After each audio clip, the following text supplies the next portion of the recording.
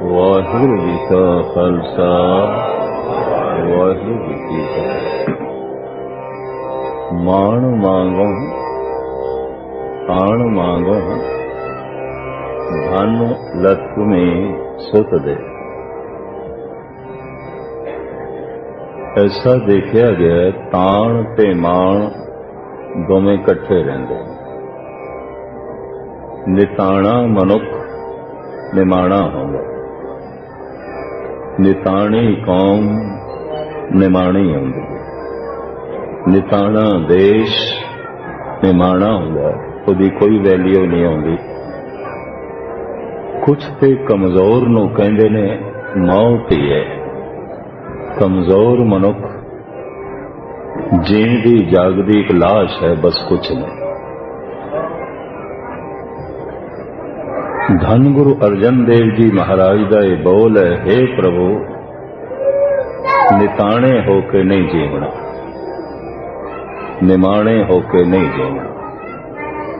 मान मांगो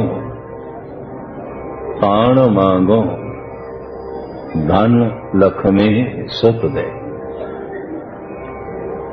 दूजा पहलू, धन गुरु नानक देव जी महाराज ने 9 खंड पृथ्वी का भ्रमण किया।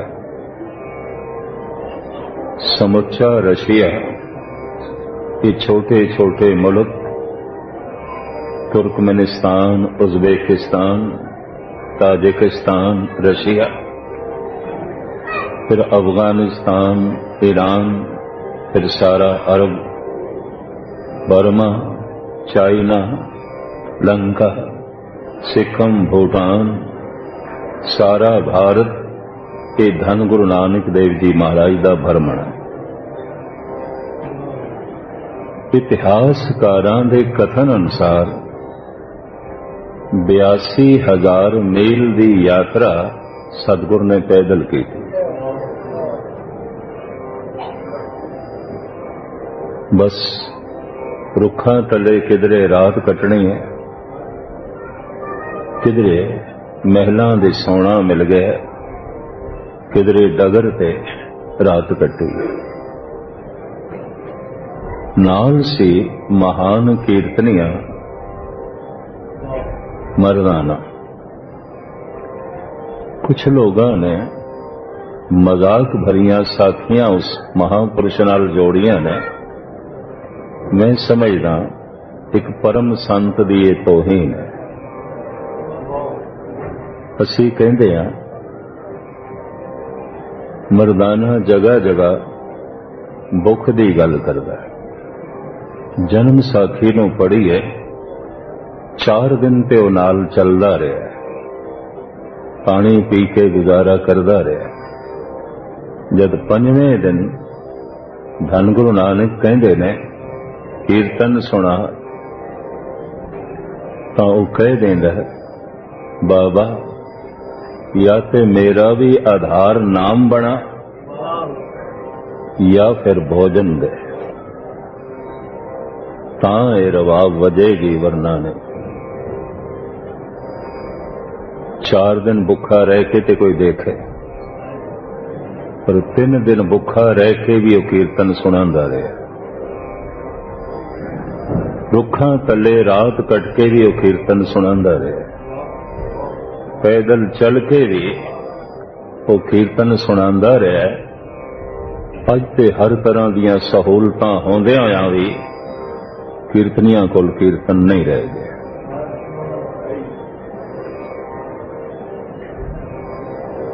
गुरु नानक देव जी महाराज ने मर्दाने नूं आख्या, जब तू कीर्तन करदा है उदों करता पुरख प्रगट होंदा है, जब तू कीर्तन सुनाना है उदों तू होना है, करता नहीं होंदा। जन्म साखी पढ़ना। जब तू कीर्तन करदा है करता पुरख प्रगट होंदा है, जब तू कीर्तन सुनाना है अंदर भावना होंदी है सुनाना है, उदों करता नहीं होंदा। काश किधरे पाठ करन वालियां नूं कीर्तन करन वालियां नूं कथा करन वालियां नूं गल पकड़दे चाहदा है। कटक दी गल है, सिर्फ दो ही बंदे बैठे सन कि बाबा बलवंत सिंह ने स्टेज पे बैठ के वंदना शुरू कर दी, कथा करते सन। उदों मैं नाल सी। मैं कहा बाबा जी ठहर जाओ, संगतां ते आईयां ने। मैनू कहण लगे पुरखा गल समझिया कर, कथा करनी है, कथा सुनानी नहीं, करनी है। प्रभु की कथा करनी है। कथा करनी होवे बंदगी बन जाती है, कथा सुनानी होवे कृत बन जाती है। कीर्तन करना होवे इबादत बन जाती है, कीर्तन सुनाना होवे रोजी बन जाती है, रिजक बन जाता है। पाठ करना है इबादत है, पाठ सुनाना है धंधा है, धंधा है। खुशकिस्मत है कीर्तनिया, धंधा ते चलेगा, रिजक ते चलेगा। सिर सिर रिजक संभाए ठाकर, काहे मन भव करया। रिजक दा ते दाता हो, दी चिंता की करने। अंदर मन दे जितना भाव बना लईए, पाठ करना इबादत बन जाएगा, पाठ सुनाना है धंधा बन जाएगा, कथा करनी है बंदगी बन जाएगी, कथा सुनानी है धंधा बन जाएगा, कीर्तन करना है बंदगी बन जाएगी, इबादत बन जाएगी, कीर्तन सुनाना है रिजक बन जाएगा, रोजी बन जाएगी, कृत बन जाएगी।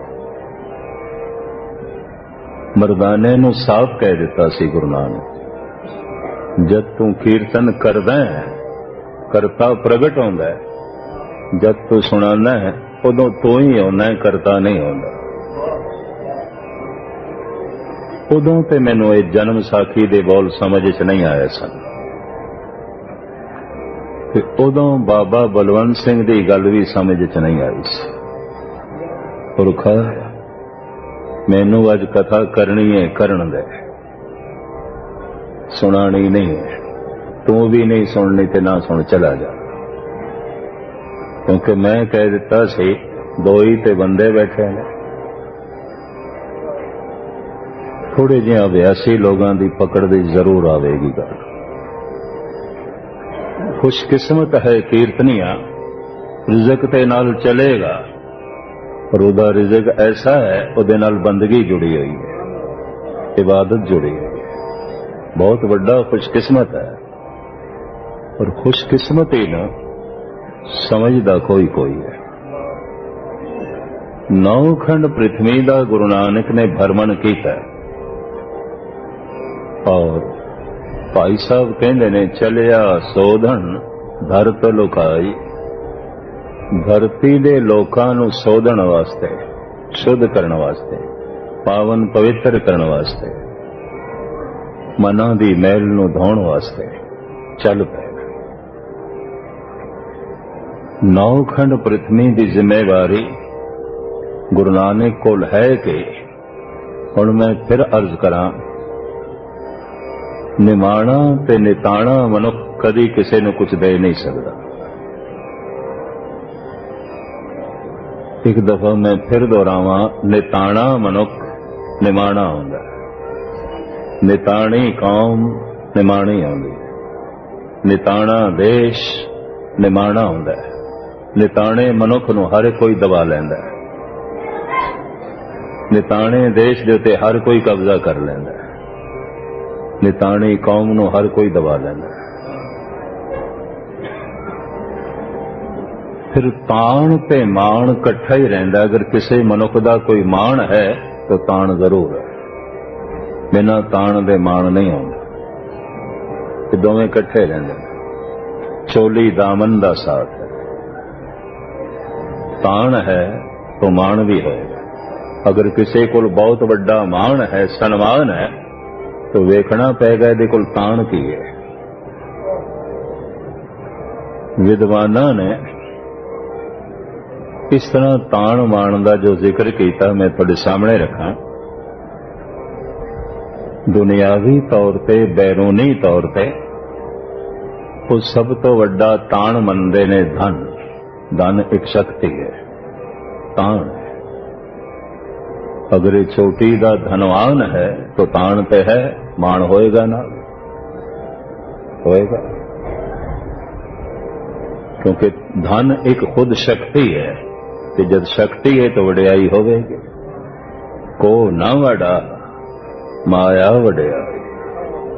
जो धन दी वड्याई है, धन दी महिमा है, धन ताण है। जिंदगी दी जरूरतां दे बहुत सारे मसले धन नाल हल होंदे ने, और धन दी निंदा नहीं कीती। धन गुरु अर्जन देव जी महाराज ते साफ कहंदे ने, मान मांगो ताण मांगो धन लक्ष्मी सुत दे।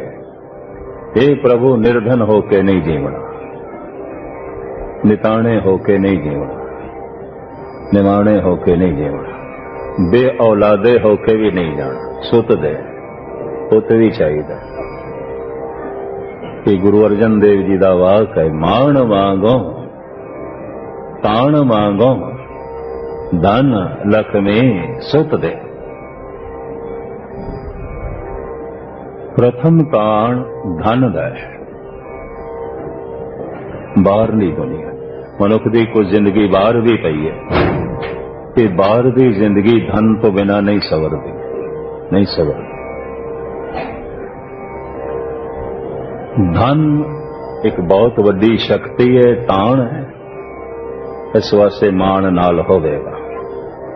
हुण देखिए, गुरु नानक नूं आप कोई चोटी दे धनवान नहीं ने।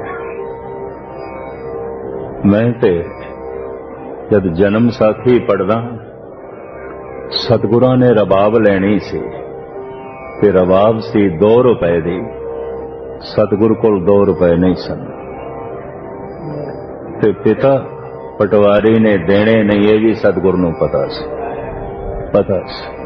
पहले 20 रुपए बिगाड़ के आ गया, और बिगाड़ेगा, उन्हें देने ने, पर रबाब ते लैनी। बेबे नानकी नूं आख्या, बेबे 2 दमड़े दे। रबाब लैनी, जन्म साखी दी कथा। भैन भरा दी सांझ बड़ी है। गजब दी गल्ले नामां दी भी बड़ी सांझ। पिता कालू जी दी पहली औलाद दा जन्म नानके होया। बच्ची नूं नानी ने चुकया, आखे ते नानकियां दी ते असी रखांगे, देनी ने नानकियां दी। तो बच्ची दा नाम पै गया नानकी, नानी ने रखा, किसी पंडित पुरोहित ने नहीं। ये नाम भी रब्बों ही आया, नानकियां दी नानकी। नानी दा मोह बड़ा सी उस बच्ची नाल, नानी दा प्यार बड़ा सी उस बच्ची नाल। समा पाके राय भोए दी तलवंडी विच पिता कल्याण दास दे घर दूजी औलाद दा जन्म होया। त्रिपता जी ने इस बालक नूं चुक के 7 वरियां दी नानकी दी गोद च पा के आख्या, ते नानकी दा वीर नानक।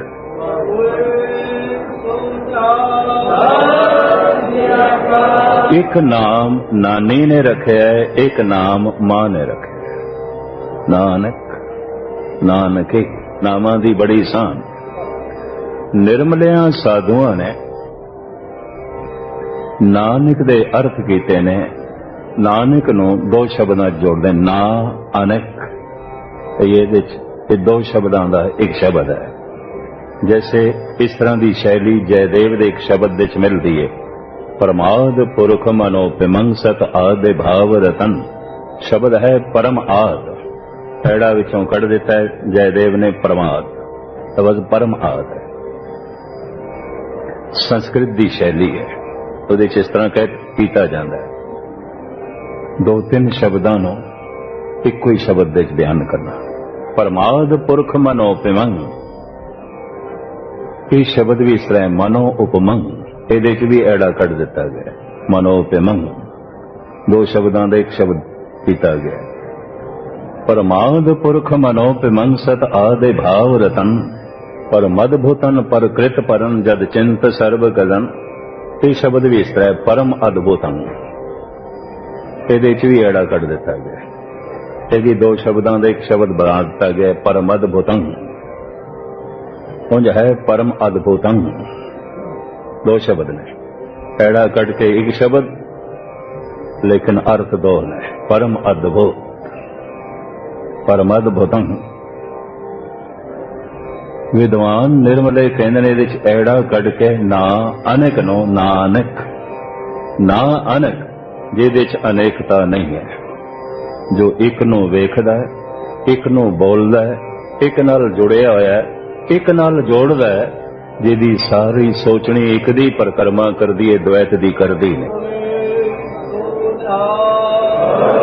ਔਰ ਜਿਹਦੀ ਰਸਨਾ ਤੋਂ ਬੋਲ ਵੀ ਨਿਕਲਿਆ ਹੈ ਇੱਕ, ਗੁਰੂ ਗ੍ਰੰਥ ਸਾਹਿਬ ਦਾ ਪਹਿਲਾ ਅਕਸ਼ਰ ਵੀ ਹੈ ਇੱਕ, ਨਾ ਅਨੇਕ, ਜਿਹਦੇ 'ਚ ਅਨੇਕਤਾ ਨਹੀਂ, ਜੋ ਇੱਕ ਹੀ ਵੇਖਦਾ ਹੈ, ਇੱਕ ਨੂੰ ਹੀ ਬੋਲਦਾ ਹੈ, ਇੱਕ ਨੂੰ ਹੀ ਸੁਣਦਾ ਹੈ, ਇੱਕ ਨੂੰ ਹੀ ਸੋਚਦਾ ਰਹਿੰਦਾ ਹੈ, ਇੱਕ ਨਾਲ ਹੀ ਜੁੜਿਆ ਰਹਿੰਦਾ ਹੈ, ਔਰ ਇੱਕ ਨਾਲ ਹੀ ਜੋੜਨ ਦਾ ਯਤਨ ਕਰਦਾ ਹੈ। ਕੋਸ਼ਿਸ਼ ਕੀਤੀ ਬੜੀ ਗੁਰੂ ਨਾਨਕ ਨੇ ਮਸਜਿਦ ਨੂੰ ਮੰਦਰ ਨਾਲ ਜੋੜਨ ਦੀ, ਕੁਰਾਨ ਨੂੰ ਕੁਰਾਨ ਨਾਲ ਜੋੜਨ ਦੀ, ਵਰਤ ਨੂੰ ਰੋਜ਼ੇ ਨਾਲ ਜੋੜਨ ਦੀ, ਸੁਨਨਤ ਨੂੰ ਜਨੇਊ ਨਾਲ ਜੋੜਨ ਦੀ, ਜੋੜਿਆ। ਅੰਤਿਮ ਸਮੇਂ ਕਰਤਾਰਪੁਰ ਦੇ ਵਿੱਚ ਹਿੰਦੂ ਤੇ ਮੁਸਲਮਾਨਾਂ 'ਚ ਝਗੜਾ ਹੋ ਗਿਆ। ਮੁਸਲਮਾਨ ਕਹਿਣ ਇਹ ਸਾਡਾ ਪੀਰ ਸੀ, ਵਲੀ ਅੱਲਾ ਹੈ, ਅਸੀਂ ਤੇ ਕਬਰ ਬਣਾਵਾਂਗੇ।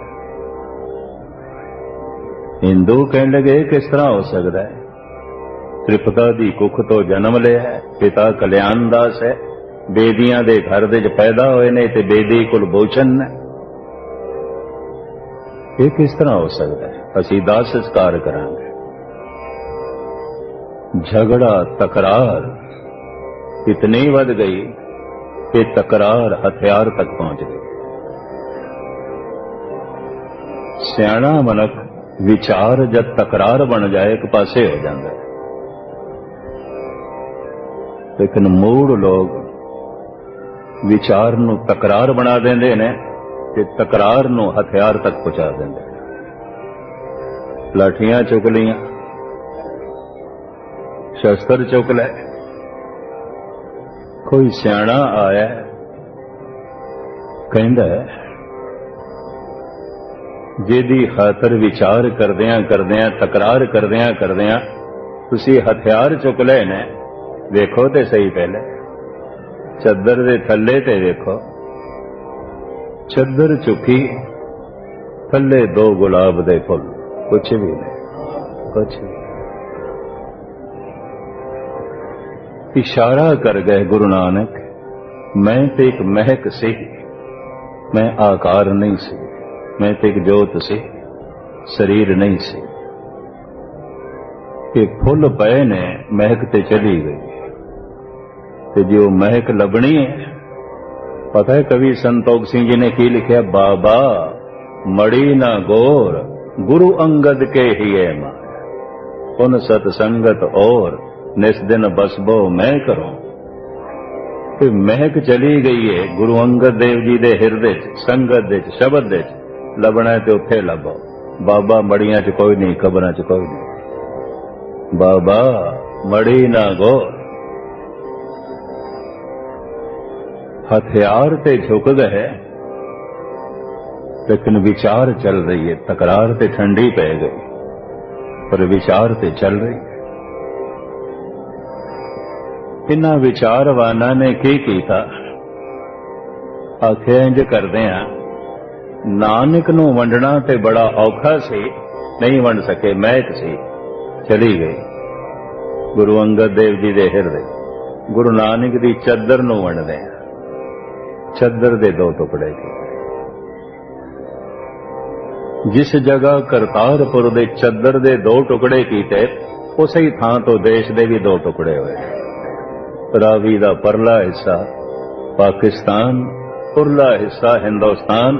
ਇਹ ਮੂਰਖ ਕਿਧਰੇ ਚੱਦਰ ਦੇ ਟੁਕੜੇ ਨਾ ਕਰਦੇ, ਇਹ ਦੇਸ਼ ਅੱਜ ਇੱਕ ਬਣਿਆ ਰਹਿਣਾ ਸੀ, ਇੱਕ ਰਹਿਣਾ ਸੀ। ਮੁਸਲਮਾਨਾਂ ਨੇ ਉਸ ਚੱਦਰ ਦੀ ਰਾਵੀ ਦੇ ਕਿਨਾਰੇ ਕਬਰ ਬਣਾਈ। ਹਿੰਦੂਆਂ ਨੇ ਉਸ ਚੱਦਰ ਦਾ ਦਾਹ ਸੰਸਕਾਰ ਕਰਕੇ ਮੜੀ ਬਣਾਈ। ਇਹ ਗੱਲ ਰਾਵੀ ਨੂੰ ਵੀ ਚੰਗੀ ਨਹੀਂ ਲੱਗੀ। ਰਾਤ ਨੂੰ ਰਾਵੀ ਦਾ ਪਾਣੀ ਹੜ੍ਹ ਤੇ ਆਇਆ, ਕਬਰ ਵੀ ਜਾਂਦੀ ਰਹੀ, ਮੜੀ ਵੀ ਜਾਂਦਾ ਰਹੀ। ਰਾਵੀ ਕਬਰ ਵੀ ਬਹਾ ਕੇ ਲੈ ਗਈ, ਰਾਵੀ ਮੜੀ ਵੀ ਬਹਾ ਕੇ ਲੈ ਗਈ।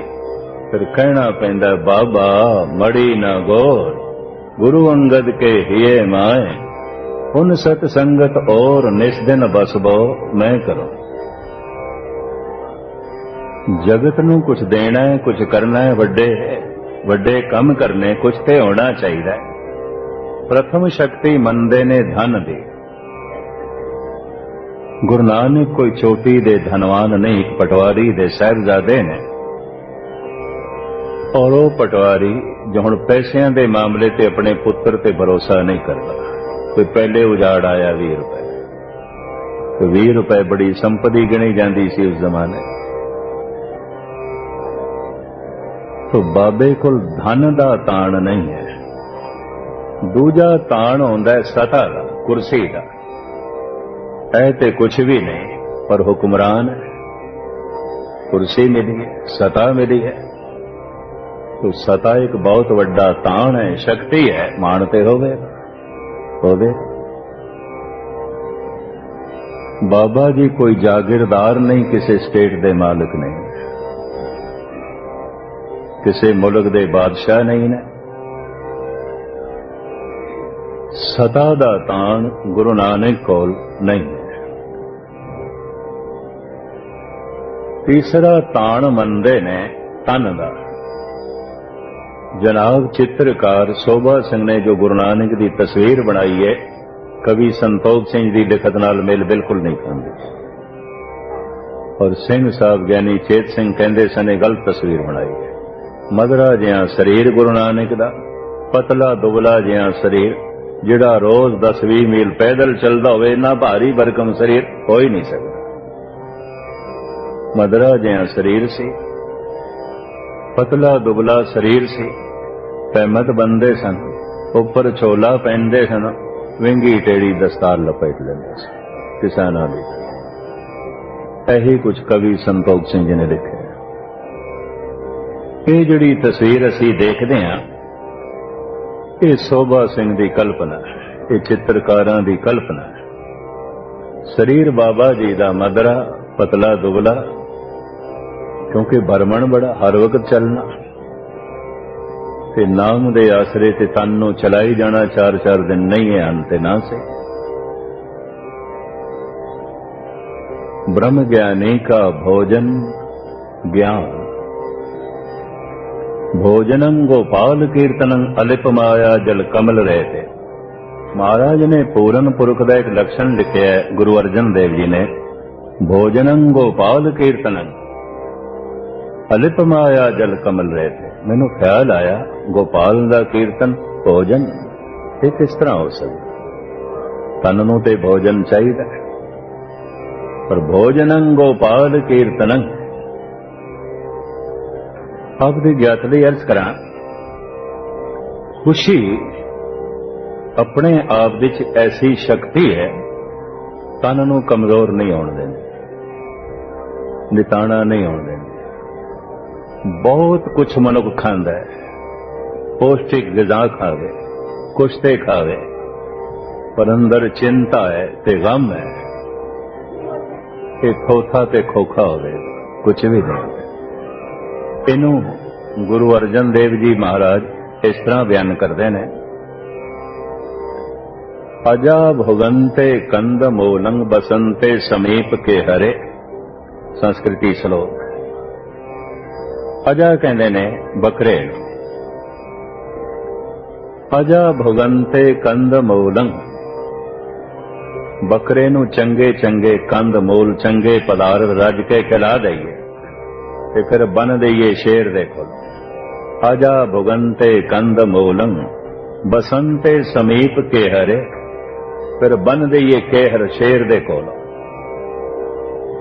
खादा पीता विचारे दा सारा निकल जाता है। सतगुरु कहना की चाहते ने, तत्र गते संसारे नानक हर कसोग व्यापतंग।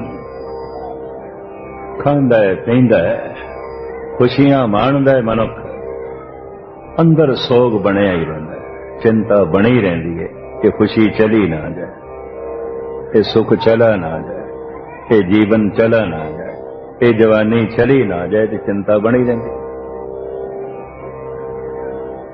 फिर मनोचिंतक भी कहते ने, गमगीन मनुख दुखी मनुख बहुत खांदा है, बहुत खांदा है, अंदर खालीपन महसूस करता है, उन्होंने हर अद्धे घंटे बाद कुछ चाहिए। ये जिहड़े पंज ज्ञान इंद्रिय ने ते पंज विकार ने, किसे किसे मनुख दे अंदर एक इंद्रा प्रधान होंदा है, एक विकार भी प्रधान होंदा है। ਇਹਦਾ ਇਹ ਮਤਲਬ नहीं कि बाकी विकार नहीं होंदे, बाकी होंदे ने, बाकी उस एक दे जेर साया होंदे ने। किसी दे अंदर हंकार प्रधान होंदा है, बाकी चार उहदे जेर साया होंदे ने। उहदी फितरत दसेगी, उहदा उठना बैठना दसेगा, उहदी बोल चाल दसेगी, उहदा विहार दसेगा। हंकार प्रधान मनुख है। किसी किसी दे अंदर लोभ प्रधान होंदा है, बाकी चार उसदे जेर साया होंदे ने। उहदा विवहार दसेगा निरा ही लोभी, निरा ही लोभी। मेरे नाल एक सज्जन दरबार साहब दे दर्शन करन गया, कहंदे ज्ञानी जी ऐ सोना, ऐ सोना, ऐ सोना, ऐ देखो, ऐ देखो। मैं कहा इत्थे आके कंबख्ता तैनूं यही कुछ दिखाई दे रहा और कुछ भी नहीं, और कुछ भी नहीं। लोभी नूं धन दिखाई देगा हर पासे, हर पासे। जिवें भुखे नूं पुछीए दो ते दो की हुंदा, कहंदा चार रोटियां, और की है। लोभ प्रधान है, उसका व्यवहार दसेगा, उसका उठना बैठना दसेगा। बाकी भी चार होणगे, उहदे जेर असर होणगे, पर लोभ प्रधान। जिस दे अंदर काम प्रधान है, बाकी भी चार होणगे, उहदे जेर साया, उहदा व्यवहार दसेगा। जैसे मैं अर्ज की है, वो पतंगे की तरह कदे इधर उड़ेगा कदे उधर उड़ेगा, चैन नहीं आएगा। कदी एक दीवे ते कदी दूजे दीवे, कदी एक लो ते कदी दूजे लो। इंज कह लो जिवें पतंगा आवारा होंदा है, कामी ते महान आवारा ही होंदा है, कुछ भी नहीं होंदा, आवारा होंदा है। उहदा व्यवहार दस देंदा, उहदी तर्ज जिंदगी दस देंदा। ये काम प्रधान मनुख है। इसी तरीके दे नाल इंद्रियां दे चों किसी दे कन प्रधान होंदे ने, किसी दी जबान, किसी दी अखां, किसी दी नासका, किसी दी खलड़ी। ये भी महज कर रहे। ये जिहड़ा दौर लंघ रहा है, क्योंकि अंदर सोग वध गया, चिंता वध गई है, भावें बाहरों संपन्नता आ गई है, अंदरों ते कंगालता आ गई है। चलो मैं इस तरह बयान भी करा। बहुता धन प्राप्त कर लैण दा एक लाभ है, एक लाभ है, बड़ा भारी लाभ है कि अंदर दी निर्धनता दिखाई देन लग पैंदी, अंदर दी गरीबी दिखाई देन लग। एक गरीब मनुख नूं अंदर दी गरीबी नहीं दिखाई देंदी, क्यों? अजे बाहरों भी गरीब है, अजे बाहरों रोटी का मसला हल नहीं होया, अजे बाहरों कुली जुली का मसला हल नहीं होया, गरीब। अगर एक गरीब मनुख नूं भी अंदर दी गरीबी दिखाई दिती है, कि उहदे पूर्वले संस्कार होणगे, तपस्या होवेगी, जैसे कबीर ते रविदास, ये पूर्वली तपस्या होवेगी, वरना ऐसा होंदा नहीं। पर एक चोटी दे धनवान मनुख नूं भी अंदर दी गरीबी नहीं दिखाई देती तो विद्वान कहते हैं उहदे कोल दिल दिमाग नहीं होवेगा, पत्थर ही होवेगा, पत्थर ही, कुछ भी नहीं। बहुता ज्ञान प्राप्त कर लैण दा एक लाभ है कि अंदर दी मूर्खता दिखाई देने लगती। मैं की जानदा, कुछ भी नहीं। जितना उसका बाहर का ज्ञान वधदा है उतनी उसके अंदर गल आ जाती है कि जानन नूं ते जगत विच बहुत कुछ पिया है, अंदरों अज्ञानी बन जा, कुछ भी नहीं जानता। इंज कह लो महान ज्ञानियों ने यही आख्या सी कुछ नहीं जानते, कुछ नहीं जानते, कुछ भी नहीं जानते, कुछ भी पता नहीं। जान जान के ये जाने है कि कुछ नहीं जानते, समझ समझ के ये समझे है कि कुछ नहीं समझते। उस्ताद ज़ौक़ कहते भी ने, हम जानते थे कि इल्म से कुछ जानेंगे, पर जाना तो ये जाना कि न जाना कुछ भी। कहता जान जान के मैं ये जाने है कि मैं कुछ नहीं जानता, समझ समझ के मैं ये समझे कि मैं कुछ नहीं समझता। की होया सागर दे चों एक चम्मच पानी दी मिल भी गई तो की है, मनुख दा ज्ञान इस तो ज्यादा नहीं हो सकता। बहुता ज्ञान प्राप्त कर लैण नाल एक लाभ होंदा है, अंदर दा अज्ञान दिखाई देण लग पैंदा है। पर एक अज्ञानी मनुख नूं जो बाहरों पढ़ा लिखा कुछ भी नहीं, अंदर दी अज्ञानता दिखाई दिती है, ਇਹਦੀ पूर्वली तपस्या होगी, संस्कार होंगे, वरना ऐसा नहीं होगा। शेख सादी साहब कहते ने, जाग जाहिद खर शनासी बूम आलम में शब्द खर खोते नो कहते ने। अक्षरी ज्ञान अगर अनुभवी ज्ञान नहीं बने तो फिर शेख सादी साहब कहते ने ते इंज जिवें धर्म ग्रंथ किसी खोते ते लदे हुए, कुछ भी खोते दी पिठ ते, ਇਹਦੇ दिमाग ते लदे हुए ने, ਉਹਦੀ पिठ ते लदे हुए ने। पिठ ते जो लद के रह जा रहा है खोता, ये कोई भगत नहीं बन गया, वली अल्लाह नहीं बन गया। सिर दे उत्ते बहुती बाणी दा बोझ है, बड़े शब्द याद ने, व्यवहार दे कुछ भी नहीं, व्यवहार दे कुछ भी नहीं। तो शेख सादी साहब कहते खोता है, बोझ ढोंदा कुछ भी नहीं। इकबाल भी कहता है, इलम चंदा के बेशतर फाने गर अमर दर तो नेस्त नादाने, ना मुहक्कक बवद ना दानशमंद चार पाए बरोए किताबे चंद। ये कोई दानशमंद भी नहीं है, कोई विद्वान भी नहीं, ये ते चार पाए खोते दे उत्ते लदे हुए जिवें कुछ किताबां। तुझे किताब से फरोग नहीं कि तू किताबे ख्वां है, साहिबे किताब नहीं। उर्दू फारसी दे धर्म ग्रंथ लई भी शब्द सिर्फ किताब ही है, उन्हां कोल किताब है। कुरान शरीफ नूं मुकद्दस किताब कहणगे, और शब्द नहीं है उन्हां कोल। तुझे किताब से फरोग नहीं कि तू किताबे ख्वां है, साहिबे किताब नहीं। तू किताब दे पढ़न वाला है, धर्म ग्रंथ दे पढ़न वाला है, धर्म ग्रंथ दे जो कुछ है वो तू नहीं है, वो तू नहीं। तू शब्दां दे पढ़न वाला है, शब्दां दे जो कुछ है वो तू नहीं है। तू कुरान शरीफ दे पढ़न वाला है, कुरान शरीफ दे जो कुछ है वो तू नहीं है। तू भागवत गीता दे पढ़न वाला है, भागवत गीता दे जो कुछ है वो तू नहीं है।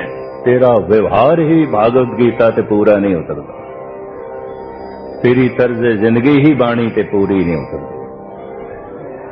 इति चार पाए बरोए किताबे चंद, इति जिवें खोते दे उत्ते ग्रंथ लदे हुए ने।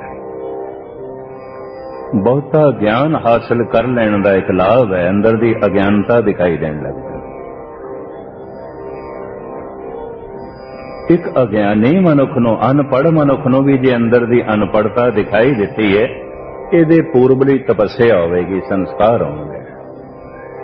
पर जे एक पढ़े लिखे मनुख नूं भी अंदर दा अज्ञान नहीं दिखाई देता तो फिर सारे विद्वान कहते खोता ही होवेगा, मैं पार डाउंदा, कुछ भी नहीं, कुछ भी नहीं। बहुती शक्ति प्राप्त कर लैण दा, ताकत प्राप्त कर लैण दा, सता प्राप्त कर लैण दा एक लाभ है कि अंदर दी कमजोरी दिखाई देने लग पैंदी। एक कमजोर मनुख नूं अंदर दी कमजोरी नहीं दिखाई देती। क्यों? अजे विचारा बाहरों कमजोर है, ना पिंड दा चौधरी है, ना शहर दा चौधरी है, ना प्रांत दा चौधरी है, ना मुल्क दा चौधरी है, ना घर दा चौधरी है। घर भी यदि कोई गल नहीं मनता, कुछ भी नहीं, कुछ भी नहीं। बच्चे भी बागी हैं, पत्नी भी बागी है, नहीं मनते। ये तो अजे घर दा ही चौधरी नहीं बने, कुछ भी नहीं।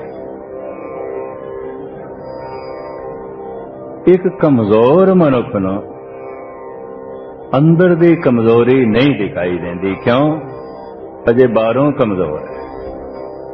पर जे एक कमजोर मनुख नूं भी अंदर दी कमजोरी दिखाई दिती है, इसकी पूर्वली तपस्या होगी, संस्कार होणगे, वरना इस तरह नहीं आउंदा। पर एक शक्तिशाली मनुख नूं भी जे अंदर दी कमजोरी नहीं दिखाई देती तो जड़ बुद्ध होवेगा, पत्थर दिल होवेगा, कुछ भी नहीं, कुछ भी नहीं। सिकंदर नूं एक कमजोरी दिखाई दिती सी, बाहर बैठा सी खुले लॉन विच, उड़दा होया कौवा उसते बिठ कर गया। कहंदा लै कादा सिकंदर महान, सिकंदर दा हुक्म ते कौवे ते भी नहीं चलदा, ते कौवा भी बिठ करके चला गया। कादा सिकंदर, हुण मैं कौवे दा की बिगाड़ सकदा, की कर सकदा? वो ते उड़ के चला गया, नस गया।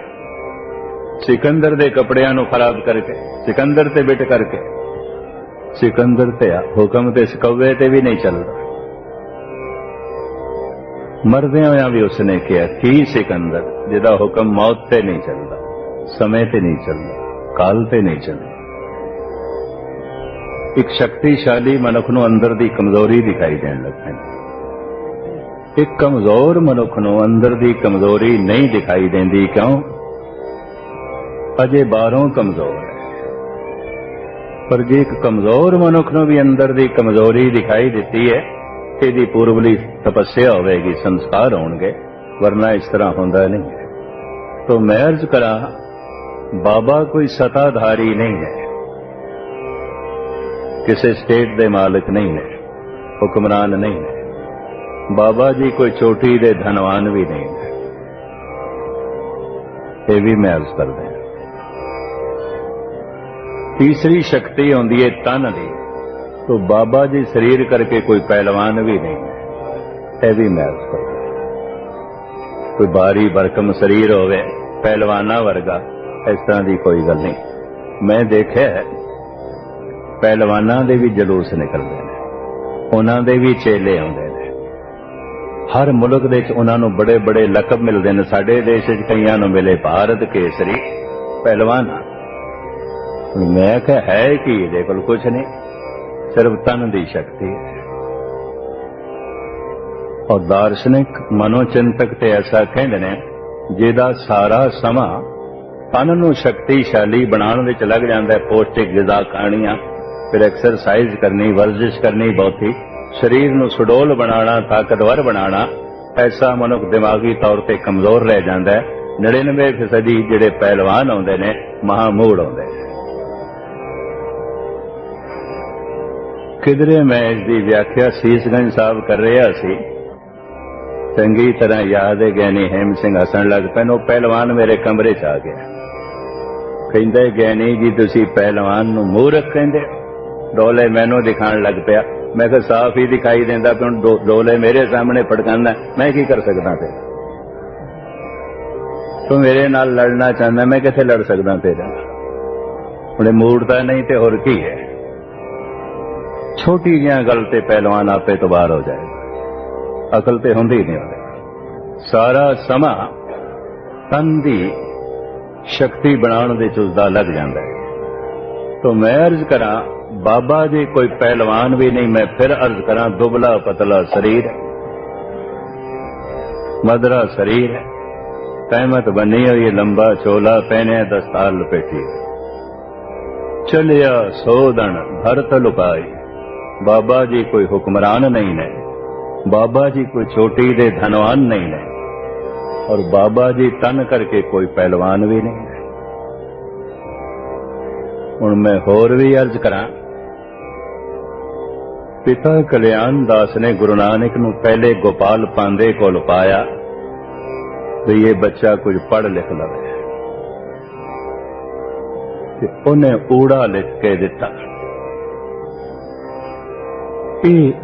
गुरु नानक ने लिपि अपनाई है, असीं इस वास्ते इसनूं गुरमुखी कहते हैं, वरना ये अखर गुरु नानक तो पहले दे ये रशिया दे भी मिले ने। कुछ पुराने खंडरां दे लिखे हुए वो खंडर 1500 साल दे पुराने, उन्हां दीयां बकायदा तस्वीरां आ गईयां। इन्हीं अखरां दे 52 अखरी भगत कबीर ने भी लिखी, अपनी गल ऊड़े तो शुरू की। ये लिपि पहले दी मौजूद सी, गुरु नानक ने अपनाई, अपनाण करके दा नां गुरमुखी पै गया।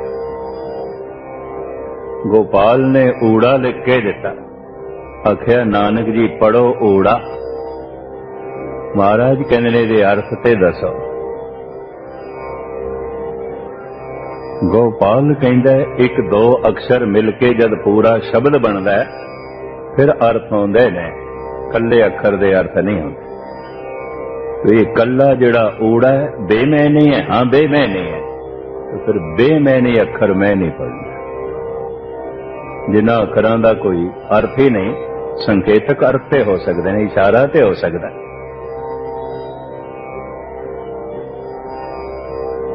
जैसे यूएसए यूनाइटेड स्टेट अमेरिका, और यू किसी पासे दा संकेत करता है, एस किसी पासे दा इशारा करता है, ये किसी मुल्क की छाप पेश पिया करता है, संकेतक अर्थ। महाराज कहते ऊड़े दे कोई संकेतक अर्थ ते हो सकते हैं।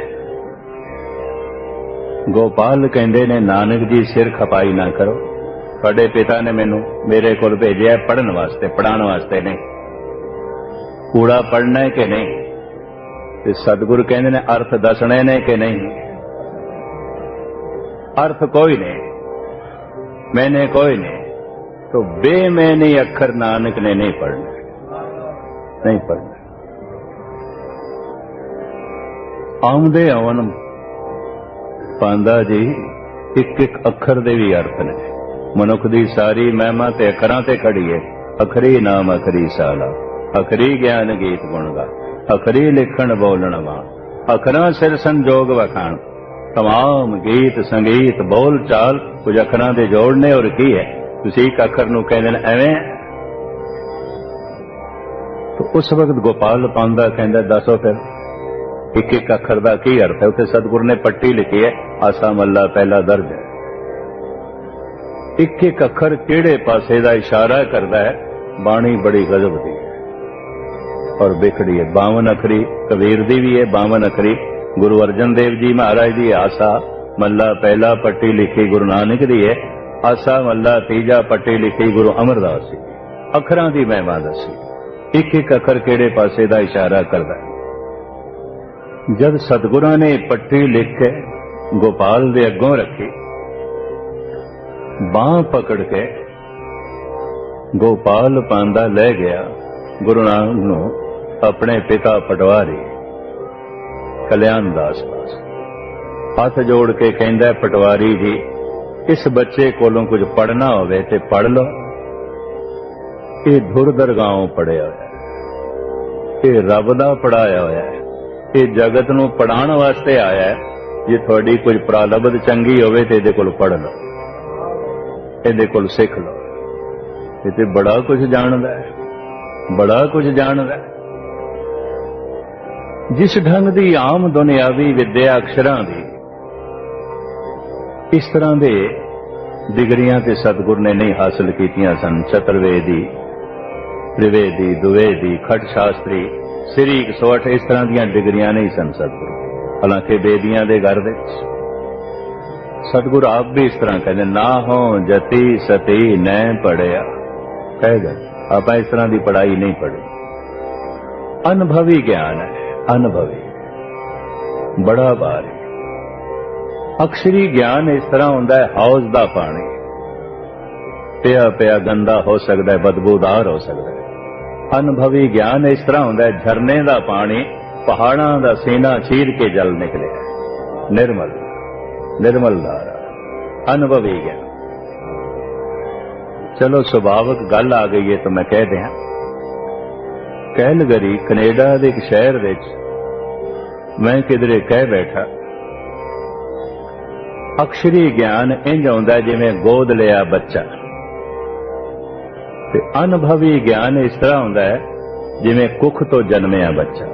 10 ਮਹੀਨੇ ਦਾ ਗਰਭ ਧਾਰਨ ਕੀਤਾ ਇਸਤਰੀ ਨੇ, ਫਿਰ ਉਸ ਨੂੰ ਜਨਮ ਦਿੱਤਾ ਹੈ, ਪ੍ਰਸੂਤ ਦੀ ਪੀੜਾ ਤੋਂ ਲੰਘ ਕੇ ਇੱਕ ਤੇ ਉਹ ਬੱਚਾ ਹੈ, ਇੱਕ ਉਹ ਬੱਚਾ ਕਿਧਰੋਂ ਗੋਦ ਲੈ ਲਿਆ।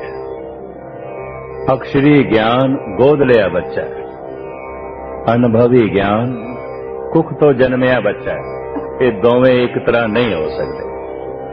ਰੱਬ ਦੀ ਨੇ ਕੁਝ ਪ੍ਰਭੂ ਨੇ ਮੇਰਾ ਦਿਮਾਗ ਇਸ ਤਰ੍ਹਾਂ ਚਲਾਇਆ, ਮੈਂ ਘੰਟਾ ਇਸੇ ਤੇ ਹੀ ਬੋਲਦਾ ਰਿਹਾ। ਕਮਰੇ 'ਚ ਬੀਬੀ ਇੱਕ ਆ ਗਈ, ਬੱਚਾ ਉਸਦੇ ਕੋਲ, ਬਾਅਦ ਵਿੱਚ ਪਤਾ ਚੱਲਿਆ ਪ੍ਰਿੰਸੀਪਲ ਹੈ। ਮੈਨੂੰ ਕਹਿਣ ਲੱਗੀ, ਮਸਕੀਨ ਜੀ, ਅਸੀਂ ਤੇ ਸਮਝਦੇ ਸੀ ਤੁਸੀਂ ਬਹੁਤ ਸਿਆਣੇ ਹੋਵੋਗੇ, ਪਰ ਅੱਜ ਮੈਨੂੰ ਅਫਸੋਸ ਹੋਇਆ। ਮੈਂ ਕਿਹਾ ਕਿਉਂ? ਤੁਸੀਂ ਕਹਿੰਦੇ ਹੋ ਕੁੱਖ ਤੋਂ ਜਨਮਿਆ ਬੱਚਾ ਤੇ ਗੋਦ ਲਿਆ ਬੱਚਾ ਇੱਕ ਨਹੀਂ ਆਉਂਦੇ। ਮੈਂ ਕਿਹਾ ਨਹੀਂ ਆਉਂਦੇ। ਕਹਿਣ ਲੱਗੀ, ਇਹ ਬੱਚਾ ਜੋ ਮੇਰੇ ਕੋਲ ਹੈ ਮੈਂ ਗੋਦ ਲਿਆ, ਇਹ ਰੋਂਦਾ, ਮੇਰਾ ਦਿਲ ਰੋਂਦਾ, ਇਹਦੀ ਹਰ ਲੋੜ ਦਾ ਮੈਂ ਖਿਆਲ ਰੱਖਦੀ ਹਾਂ, ਇਹ ਮੈਨੂੰ ਆਪਣੀ ਜਾਨ ਤੋਂ ਵੀ ਪਿਆਰਾ ਹੈ। ਤੁਸੀਂ ਕਿਸ ਤਰ੍ਹਾਂ ਕਹਿੰਦੇ ਹੋ ਗੋਦ ਲਿਆ ਬੱਚਾ, ਕੁੱਖ ਤੋਂ ਜਨਮਿਆ ਬੱਚਾ ਇੱਕ ਨਹੀਂ ਆਉਂਦਾ? ਮੈਂ ਕਿਹਾ ਹੱਦ ਹੋ ਗਈ, ਪੁਰਸ਼ ਸਰੀਰ ਹੁੰਦਿਆਂ ਹੋਇਆਂ ਵੀ ਮੈਨੂੰ ਅਨੁਭਵ ਹੈ, ਕੁੱਖ ਜਨਮਿਆ ਬੱਚਾ, ਗੋਦ ਲਿਆ ਬੱਚਾ ਇੱਕ ਨਹੀਂ ਆਉਂਦਾ। ਪਰ ਤੂੰ ਇਸਤਰੀ ਦਾ ਤਨ ਰੱਖ ਕੇ ਵੀ ਇਹ ਬੋਧ ਨਹੀਂ ਰੱਖਦੀ। ਮੈਨੂੰ ਅਫਸੋਸ ਹੈ ਇਸ ਗੱਲ ਤੇ, ਮੈਨੂੰ ਤੇ ਇਸ ਗੱਲ ਤੇ ਅਫਸੋਸ ਹੈ। ਕਹਿਣ ਲੱਗੇ, ਮੈਨੂੰ ਸਪਸ਼ਟ ਕਰਕੇ ਦੱਸੋ। ਜਿਵੇਂ ਟੀਚਰਾਂ ਤੇ ਪ੍ਰਿੰਸੀਪਲਾਂ ਦੀ ਆਦਤ ਹੁੰਦੀ, ਹਰ ਇੱਕ ਨੂੰ ਬੱਚਾ ਹੀ ਸਮਝਣ ਲੱਗ ਪੈਂਦੇ ਨੇ, ਪੜ੍ਹਾਉਂਦੇ ਨਾ ਹਰ ਇੱਕ ਬੁੱਢੇ ਨੂੰ ਵੀ ਬੱਚਾ ਸਮਝਣ ਲੱਗ ਪੈਂਦੇ ਨੇ, ਤੇ ਡਾਂਟ ਕੇ ਗੱਲ ਕਰਨਾ ਆਦਤ ਬਣ ਜਾਂਦੀ ਹੈ। ਸਪਸ਼ਟ ਕਰਕੇ ਦੱਸੋ। 2-4 ਦਲੀਲਾਂ ਨਾਲ ਮੈਂ ਸਪਸ਼ਟ ਕੀਤਾ। ਕਹਿਣ ਲੱਗੀ, ਆਪਣੀ ਤਸੱਲੀ ਨਹੀਂ ਹੋਈ। ਤੇ ਮੈਂ ਕਿਹਾ ਠੀਕ ਹੈ, ਹੁਣ ਤੀਰ ਕਮਾਨ ਨਾਲ ਗੱਲ ਨਹੀਂ ਬਣੀ, ਤਲਵਾਰ ਨਾਲ ਗੱਲ ਨਹੀਂ ਬਣੀ, ਤੋਪ ਹੀ ਚਲਾਣੀ ਪੈਣੀ ਹੈ। ਗੱਲ ਸਾਰੀ ਹੈ। ਮੈਂ ਕਿਹਾ ਦੇਖੋ, ਕੁੱਖ ਜਨਮਿਆ ਬੱਚਾ, ਗੋਦ ਲਿਆ ਬੱਚਾ, ਅੰਤਰ ਹੈ। ਇੱਕ ਬੱਚਾ ਮਾਂ ਨੇ ਆਪਣੀ ਕੁੱਖ ਤੋਂ ਜਨਮ ਦਿੱਤਾ ਹੈ, ਪਰ ਸੌ ਪੀੜਾ ਸਹਾਰ ਕੇ। ਉਹ ਬੱਚਾ ਥੋੜਾ ਜਿਹਾ ਵੱਡਾ ਹੋ ਕੇ ਔਗਣਹਾਰਾ ਹੈ, ਗਲਤੀਆਂ ਕਰਦਾ ਹੈ। ਮਾਂ ਉਹਦੇ ਔਗਣਾਂ ਤੇ ਪਰਦਾ ਪਾਉਂਦੀ ਹੈ, ਦੂਜੇ ਨੂੰ ਨਾ ਪਤਾ ਚੱਲੇ, ਛੁਪਾਉਂਦੀ ਹੈ। ਬੱਚੇ ਨੂੰ ਛੁਪਾਉਂਦੀ ਹੈ, ਬੱਚੇ ਦੇ ਔਗਣਾਂ ਨੂੰ ਛੁਪਾਉਂਦੀ ਹੈ, ਉਹਦੇ ਔਗਣਾਂ ਤੇ ਪਰਦਾ ਪਾਉਂਦੀ ਹੈ। ਪੜੋਸੀਆਂ ਨੂੰ ਨਾ ਪਤਾ ਚੱਲੇ ਮੇਰਾ ਬੱਚਾ ਐਸਾ ਹੈ, ਬਰਾਦਰੀ ਨੂੰ ਨਾ ਪਤਾ ਚੱਲੇ ਮੇਰਾ ਬੱਚਾ ਐਸਾ ਹੈ, ਰੱਖਦੀ ਹੈ, ਉਹਦੇ ਔਗਣਾਂ ਤੇ ਪਰਦਾ ਪਾਉਂਦੀ ਹੈ। ਤੇ ਮੈਂ ਕਿ ਜਿਹੜਾ ਕੁੱਖ ਗੋਦ ਲਿਆ ਬੱਚਾ ਹੈ ਨਾ, ਕਿਧਰੇ ਵੱਡਾ ਹੋ ਕੇ ਮਾਂ ਬਾਪ ਨੂੰ ਤੰਗ ਕਰਨ ਲੱਗ ਪਵੇ, ਕੁਲ ਨੂੰ ਕਲੰਕਿਤ ਕਰਨ ਲੱਗ ਪਵੇ, ਘਰ ਨੂੰ ਦਾਗੀ ਕਰਨ ਲੱਗ ਪਵੇ, ਉਹੀ ਮਾਂ ਜਿਸਨੇ ਗੋਦ ਲਿਆ ਉਹੀ ਆਖੇਗੀ ਕਿਸ ਦਾ ਗੰਦਾ ਖੂਨ ਸੀ ਮੈਂ ਚੁੱਕ ਲਿਆਂਦਾ। ਯਕੀਨ ਜਾਣੋ, ਅਜੇ ਮੈਂ ਕੁਝ ਹੋਰ ਕਹਿਣੇ ਸਨ, 7 ਲਫ਼ਜ਼ ਬੱਚਾ ਚੁੱਕ ਕੇ ਚਲੀ ਗਈ। ਮੈਂ ਕਿਹਾ ਠੀਕ ਹੈ, ਜੰਜੜ ਮੁੱਕਿਆ। ਗੋਦ ਲਿਆ ਬੱਚਾ, ਕੁੱਖ ਤੋਂ ਜਨਮਿਆ ਬੱਚਾ ਇੱਕ ਨਹੀਂ ਆਉਂਦਾ। ਅਕਸ਼ਰੀ ਗਿਆਨ, ਅਨੁਭਵੀ ਗਿਆਨ ਇੱਕ ਨਹੀਂ ਆਉਂਦਾ। ਅਕਸ਼ਰੀ ਗਿਆਨ ਨਾਲ ਜ਼ਿੰਦਗੀ ਚੱਲਦੀ ਤੇ ਹੈ, ਬਦਲਦੀ ਨਹੀਂ। ਅਨੁਭਵੀ ਗਿਆਨ ਨਾਲ ਜ਼ਿੰਦਗੀ ਬਦਲ ਜਾਂਦੀ ਹੈ, ਜੀਵਨ ਬਦਲ ਜਾਂਦਾ ਹੈ। ਧੰਨ ਗੁਰੂ ਨਾਨਕ ਦੇਵ ਜੀ ਮਹਾਰਾਜ ਕੋਲ ਅਨੁਭਵੀ ਗਿਆਨ, ਉਹਨਾਂ ਦੇ ਹਿਰਦੇ ਚੋਂ ਗਿਆਨ ਦੀ ਗੰਗਾ ਨਿਕਲਦੀ ਹੈ, ਗਿਆਨ ਦੀ ਧਾਰਾ ਨਿਕਲਦੀ ਹੈ, ਜਿਸ ਨੂੰ ਸੁਣ ਕੇ ਬੜੇ ਬੜੇ ਪੰਡਤ ਪੁਰੋਹਿਤ ਹੈਰਾਨ ਹੋਏ ਸਨ। ਇਸ ਤਰ੍ਹਾਂ ਦੇ ਗੁਣਵਾਨ ਜੋ ਬਾਹਰੋਂ ਪੜ੍ਹ ਲਿਖ ਕੇ ਗੁਣ ਹਾਸਲ ਕੀਤਾ ਜਾਂਦਾ ਹੈ, ਗੁਰੂ ਨਾਨਕ ਨੇ ਇਸ ਨੂੰ ਕੋਈ ਮਹਾਨਤਾ ਨਹੀਂ ਦਿੱਤੀ। तो सतगुरु धनवान भी नहीं ने, हुक्मरान भी नहीं ने, पहलवान भी नहीं ने, बाहर दी ये विद्या भी नहीं पढ़ी, लेकिन जद चले ने सब तो पहले मलक भागो जैसा चोटी दा धनवान गुरु नानक दे कदमां ते झुकदा, मथा टेकदा। फिर बाबर जैसा हुक्मरान सताधारी हाथ जोड़ के खड़ा, वो भी अपना सिर झुकांदा। फिर कौड़े राक्षस जैसा पहलवान 10 बंदियां नूं पकड़ लवे ते जान ना छुड़ा, तो भी गुरु नानक दे कदमां दे उत्ते अपना सिर रखदा है। ते बनारस दे बड़े बड़े गुणवान वो भी हाथ जोड़ के खड़े हो गए ते सतगुरु दे चरनां ते सिर रखिया। हुण पुछना पेगा सतगुरु कोल शक्ति की है कि सिद्धा ने ते पुछ लिया सी, कौन सकत तो इत्थे लिआई। पता है गुरु नानक की कहंदे ने, गुरबाणी संगत बिना दूजी ओट नहीं है राई। साडे कोल प्रभु दे बोल ते सतसंग तो बिना होर कुछ भी नहीं है। ये जो धनवान झुके ने, गुणवान झुके ने, हुक्मरान झुके ने, ये बड़े बड़े पहलवान जो झुके ने, ये मेरे अगों नहीं, ये कहो नानक सब तेरी वडियाई। कोई नाम न जाने, नाम एक शक्ति है। प्रभु दा नाम एक सता है, एक ज्ञान है, एक महारस है, एक महान शक्ति है, एक महान धन है। कबीर ते इसनों कहंदे ने, हम निर्धन जो एव धन पायो मरते फूट गुमानी।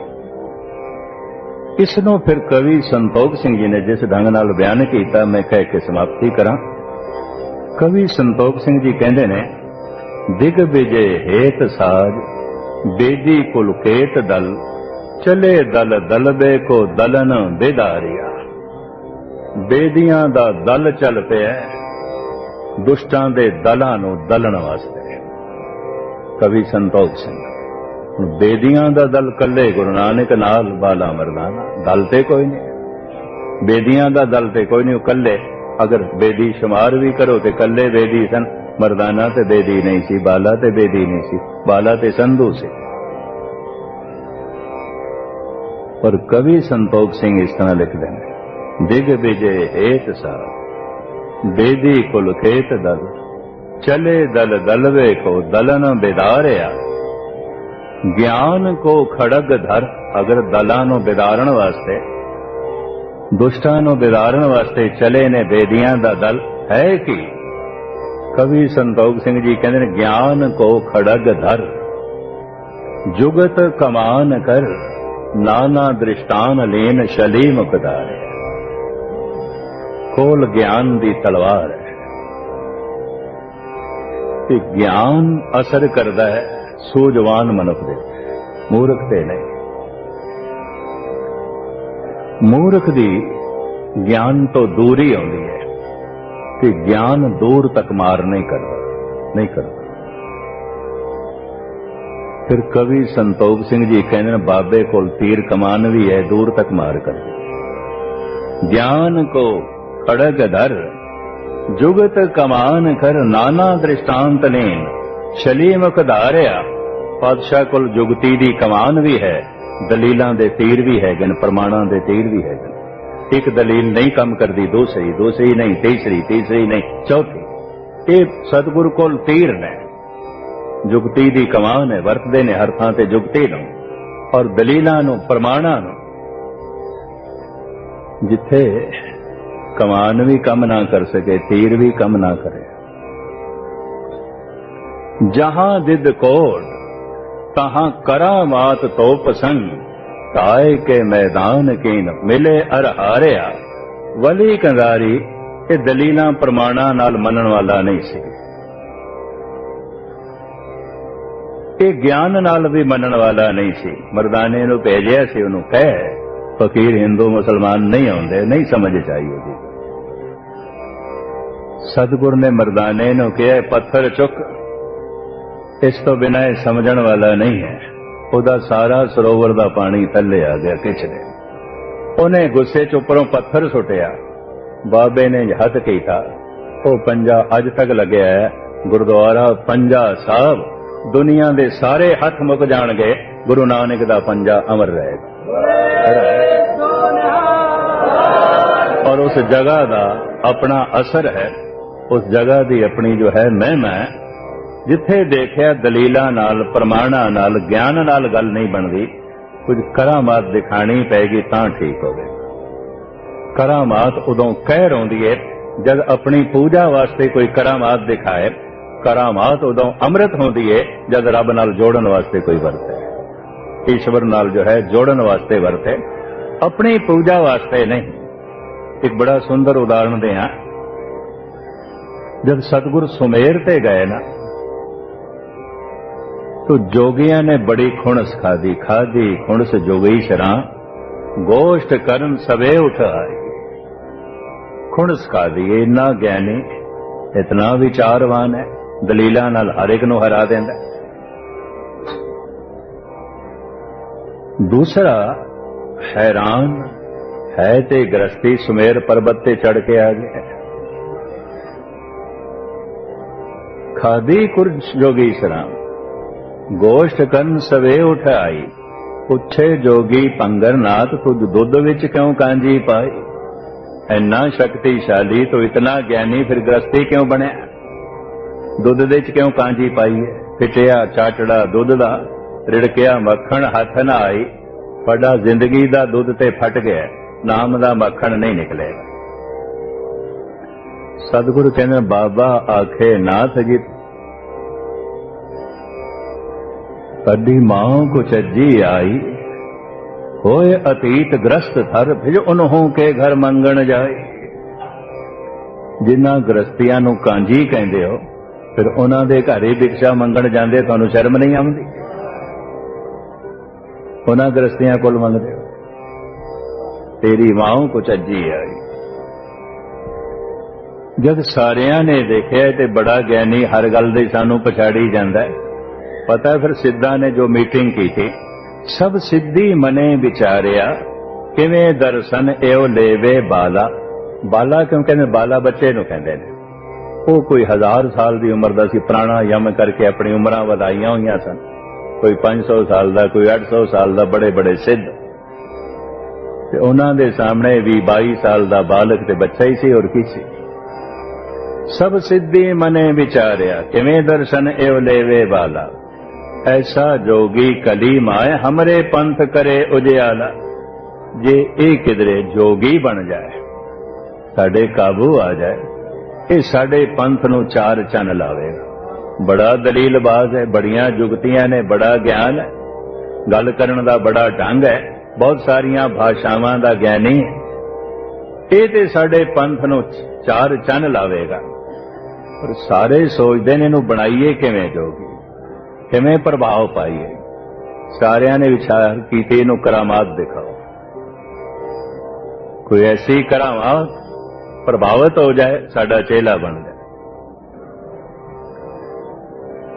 खप्पर दिता नाथ जी, पानी भर ले वन उठ चाल। जिहड़ा नाथ सी, मुखी सी, उन्हें आख्या नानक जी सानू प्यास लगी है, एक करमंडल चुको सामने सरोवर तो भर लिया। इस तरह का हुक्म मनुख उसते करता है जिसनों अपने तो छोटा समझता है। बच्चा दे बाला बच्चा है, हुक्म कर दें, जाओ साडे वास्ते पानी भर लिया, एक करमंडल। गुरु नानक ने यह नहीं आख्या, मैं नहीं भरन जाना। उत्थे फिर सारे सिद्धां ने जो कुछ कहा, भाई गुरदास जी कहने ने, धन नानक तेरी वड्डी कमाई, तेरी महिमा महान है, तेरी कमाई महान है। तू बहुत वड्डी दात अकाल पुरख तो लेके आया है और वंड रहे हैं कि सारे जोगी सतगुरु नूं सजदा करदे ने। ब्राह्मण हरिद्वार दे और बनारस दे गुणवान मत्था टेकदे ने, और मलुक भागो जैसा धनवान सजदा करदा है। बाबर जैसा हुक्मरान परिक्रमा करदा है, और कौडे राक्षस जैसा पहलवान हाथ जोड़ के खड़ा हो जाता है। सारियां शक्तियां अगों झुकदियां ने। गुरु नानक देव जी महाराज कहते साडे कोल नाम तो बिना और कोई शक्ति नहीं। नाम एक ऐसी सता है, नाम एक ऐसी शक्ति है, नाम एक ऐसा आनंद है, नाम एक ऐसा ज्ञान है, नाम एक ऐसा धन है जिहदे मिलदियां सब कुछ मिल जाता है, सब कुछ मिलता है। सब कुछ खुदा से मांग लिया, खुदा को मांग कर उठते नहीं हैं हाथ मेरे। इस दुआ के बाद सतगुरु रहमत करन सारियां दी झोली विच धन गुरु नानक देव जी महाराज अपने नाम दी, अपने ज्ञान दी दात पान, ताकि सारियां इथों संगतां झोलियां भर के लै जान और अपनी जिंदगी नूं आनंदमयी बना सकन। इतनी सेवा दास की जो है प्रवान करनी। वाहिगुरु जी का खालसा।